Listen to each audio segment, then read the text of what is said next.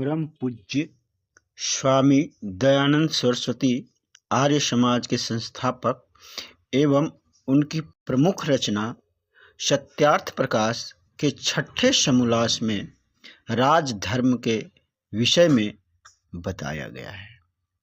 इस राजधर्म के विषय में जो बताया गया है उसमें कुछ महत्वपूर्ण चीज़ें जो आपके अपने जीवन में अनुकरणीय हैं। कहते हैं जो भीतर से शत्रु से मिला हो और अपने साथ भी ऊपर से मित्रता रखे, गुप्तता से शत्रु को भेद दे, उसके आने जाने में, उससे बात करने में अत्यंत सावधानी रखे, क्योंकि भीतर से शत्रु, ऊपर से मित्र पुरुष को बड़ा शत्रु समझना चाहिए। संसार में दूसरे का पदार्थ ग्रहण करना अप्रीति और देना प्रीति का कारण है, और विशेष करके समय पर उचित क्रिया करना और उस पराजित के मन वांछित पदार्थों का देना बहुत उत्तम है।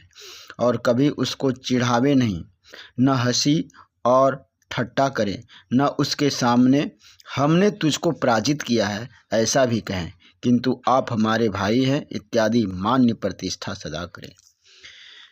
सदा इस बात को दृढ़ रखें कि कभी बुद्धिमान, कुलीन, शूरवीर, चतुर, दाता किए हुए को जानने हारे और धैर्यवान पुरुष को शत्रु न बनावे, क्योंकि ऐसे को शत्रु जो बनावेगा वह दुख पावेगा।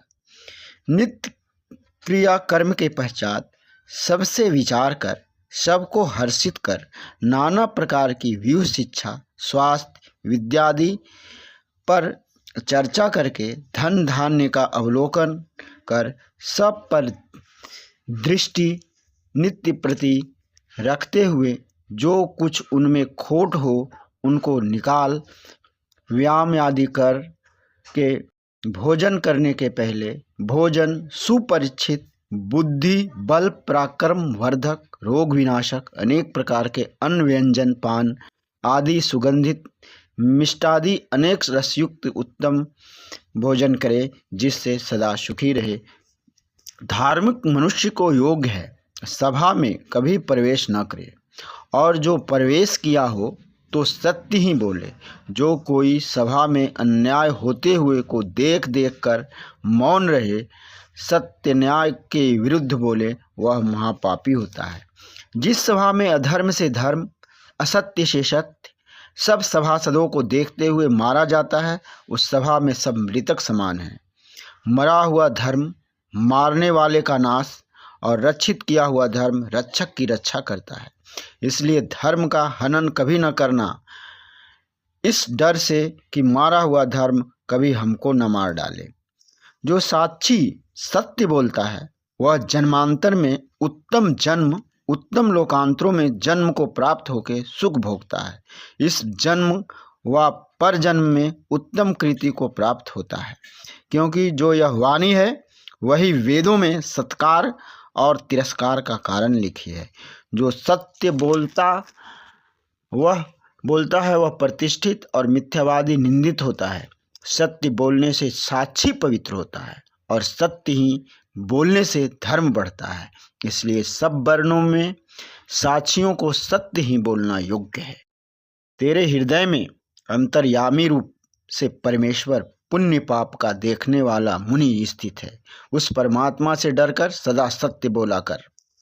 आत्मा का साक्षी आत्मा और आत्मा की गति आत्मा, सब मनुष्यों का उत्तम साक्षी आत्मा, और सब का अपमान मत कर।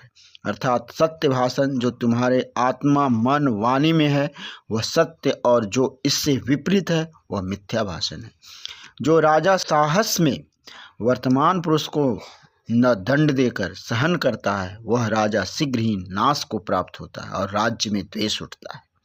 जो धर्म को छोड़ अधर्म में वर्तमान दूसरे को बिना अपराध मारने वाले हैं, उनको बिना विचारे मार डालना अर्थात मार के पश्चात विचार करना चाहिए। राजा प्रतिदिन कर्मों की समाप्तियों को,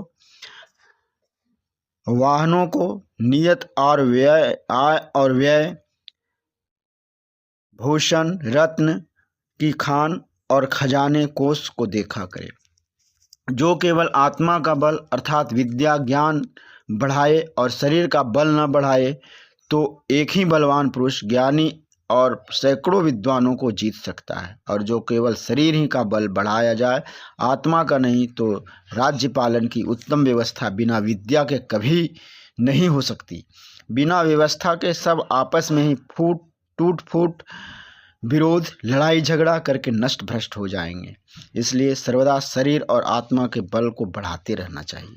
यथा राजा तथा प्रजा, जैसा राजा होता है वैसे ही उसकी प्रजा होती है।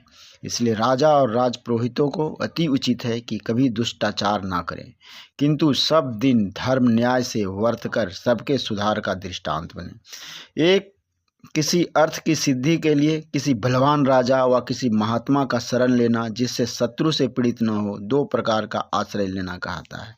जिस राजा के गूढ़ विचार को अन्य जन मिलकर नहीं जान सकते, अर्थात जिसका विचार गंभीर, शुद्ध, परोपकारार्थ सदा गुप्त रहे, वह धनहीन भी राजा सब पृथ्वी के राज्य करने में समर्थ होता है। इसलिए अपने मन से एक भी काम न करे जब तक सभासदों की अनुमति न हो।